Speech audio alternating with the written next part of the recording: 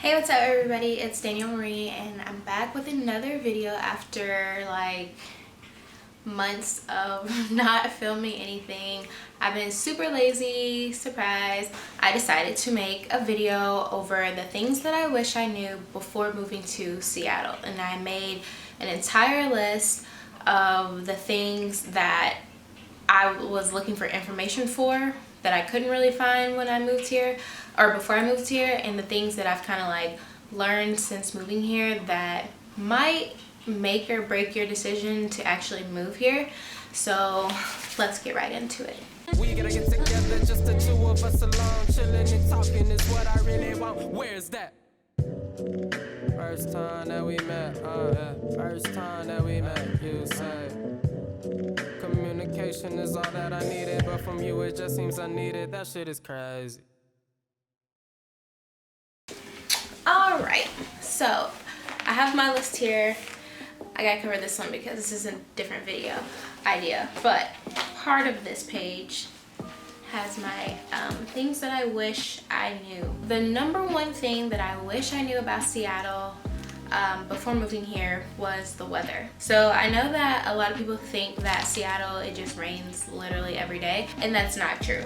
During the summertime, it's like literally the perfect weather. It doesn't rain, it's sunny, it's not like blazing hot, it's a good temperature, and you can be out in shorts and just be out all day. It doesn't get dark till like 10. I feel like even sometimes like 10:30, like it stays really light out here.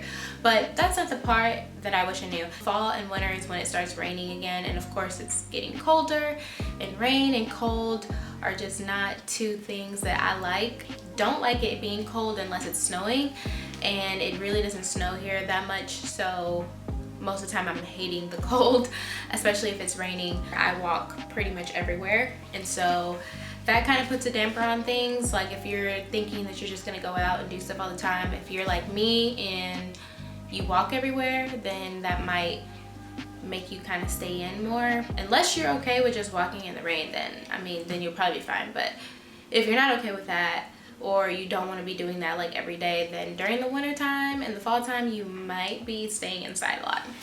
Another thing that I wish I knew is how expensive it is here. Seattle is like in the top 10 list of one of the most expensive cities, and I moved here from Houston. I'm originally from Kentucky, so those are two places that are really inexpensive places to live. Here it's kind of ridiculous. People that are used to living here are like probably fine with it, but a lot of people here now are transplants, and if you're coming from a city that's not in like that top 10 list of being an expensive city, then you probably came from an area where everything is pretty cheap. So this will kind of be a wake-up call to you. Just simple things are more expensive, even like fast food. So I know I eat McDonald's quite often, and even like a small fry is like $4 here. Whereas in Texas, I could get a small fry for like $1.30 or something like that. You probably would have to like stick with actually like going to the store, buying groceries, and not going out to eat. But even buying groceries, some things are a little more expensive, but you can still find and buy like fairly cheap things to be able to make like a bunch of meals and stuff. Going out to eat might be kind of like considered a luxury for you if you're not really having that much money when you're here, or even like just trying to try new restaurants. That might stop you from doing that just because it is a little more expensive here. Those two things so far like were not things that were gonna make it or break it for me. Really nothing on my list is like a make or break for me, but it might be for some of you, especially if you're coming here with like no job lined up and not a lot of savings. I wouldn't recommend coming here without no plan.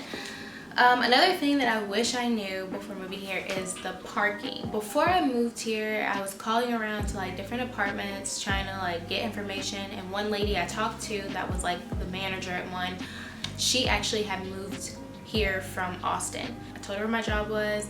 She was like, yeah, if you're trying to stay downtown, like you don't even need a car, because you could either just walk to work or you can like take a bus or something.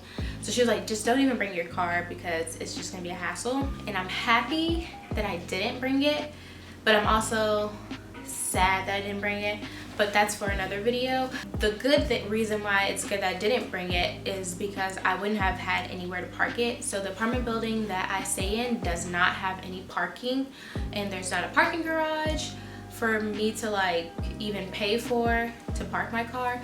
And so the area I live in is considered what they call Zone 7. And so like you can buy a parking sticker for your car for Zone 7, and then you can park anywhere on the streets where the sign says it's like Zone 7. That also means that pretty much everybody else that stays in this area that stays in an apartment, if they have a car, they're gonna have a Zone 7 sticker. And so you're gonna have a lot of competition of like finding a place to park. And if you get off work late or something, like you're not gonna find a place to park that's like right by your apartment. And so I'm happy I didn't bring my car, because they started construction next to my apartment building not that long after I moved here. This whole street that my building is on, you can't even park on it anyway. And so that would have definitely sucked, because I probably would have had to park my car like a couple blocks away. And then, you know, who wants to like leave their car like 2 blocks away and not know if something's gonna happen to it? So just definitely consider that if you're planning on bringing your car. You will have to pay for parking everywhere. And if you are staying in an apartment, pretty much every apartment here, you have to pay for parking. The cheapest I've seen is like $150, and the most expensive I've seen is $300.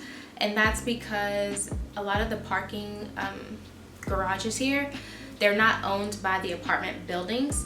So basically you pay your rent, and you would think that comes with parking, but since they don't own the parking garages, they're actually like having to pay the parking people for you to park there.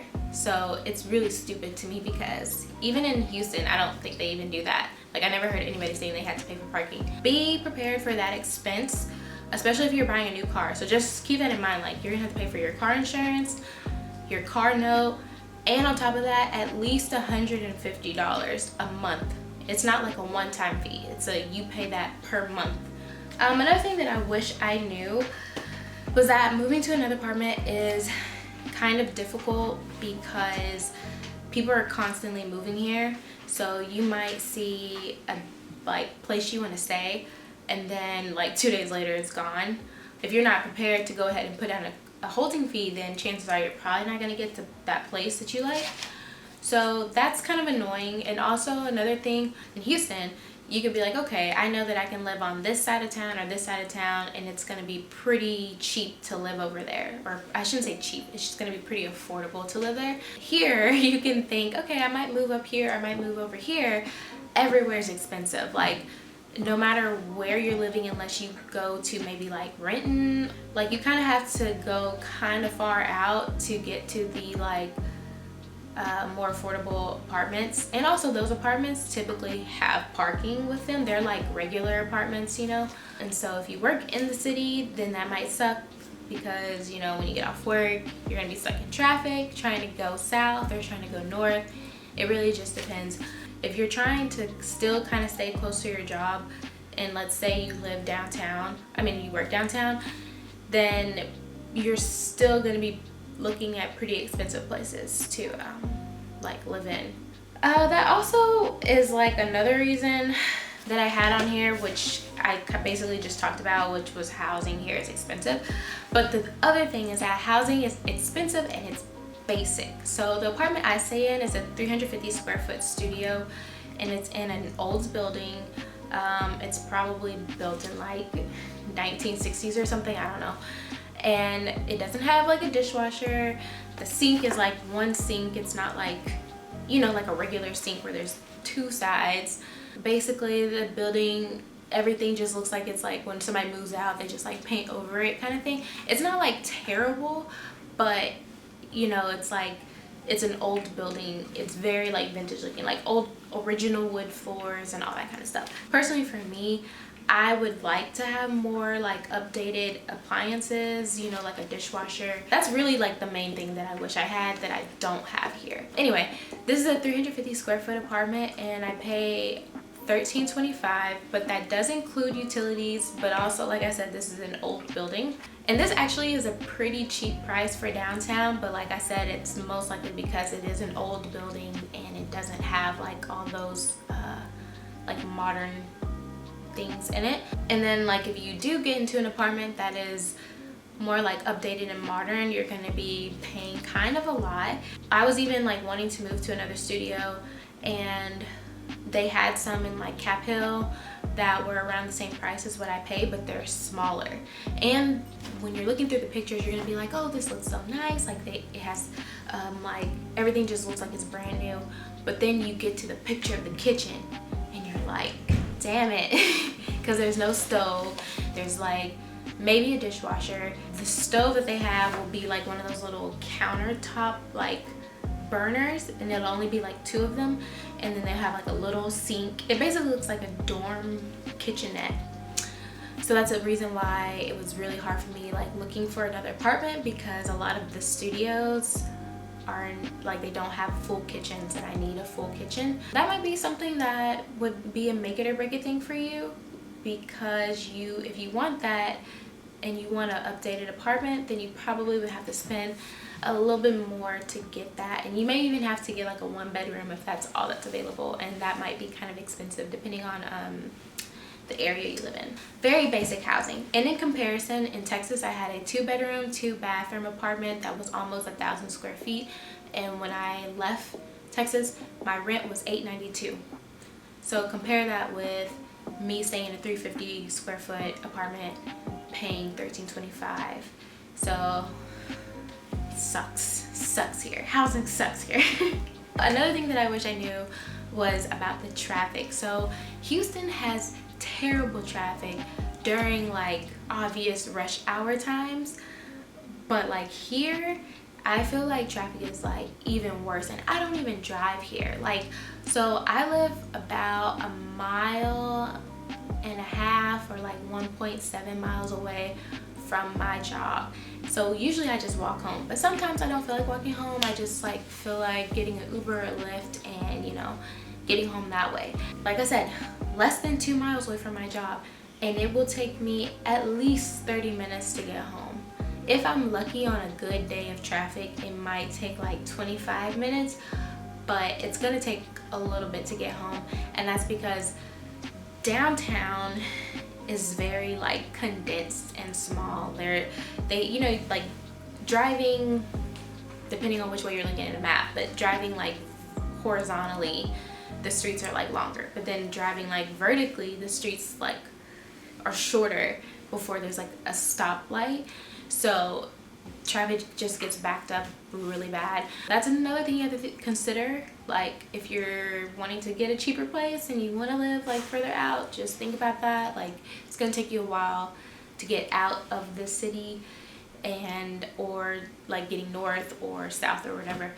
So basically that's it. Like those are like just a few things that I wish I had known about before moving here. It's not anything, like I said, that's a make it or break it for me. Even if I had known these things previously, I still would have moved here.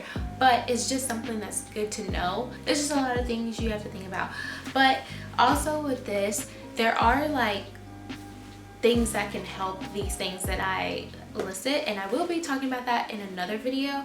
So just know that this was just things that I wish that I had known, but I do have some like solutions for you if these are things that are concerning to you. So you guys will just have to watch next time I upload to see the pros and cons of living here in Seattle, and some suggestions of what could help you live here and kind of like have an okay time transitioning to like Seattle life.